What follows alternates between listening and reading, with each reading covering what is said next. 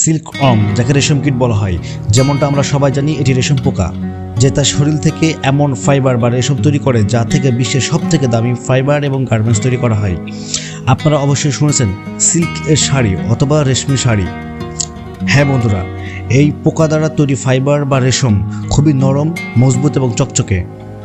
আর এই রেশম থেকে তৈরি পোশাক শরীরের জন্য খুবই আরামদায়ক।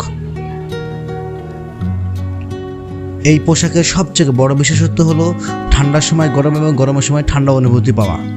কিন্তু আপনারা কি জানেন এই রেশম পোকার মাধ্যমে কিভাবে এত দামি পোশাক তৈরি করা হয়? জানলে কমেন্ট করে বলুন বাংলাদেশের কোন জেলা রেশমের জন্য বা সিল্ক সিটি হিসেবে বিখ্যাত।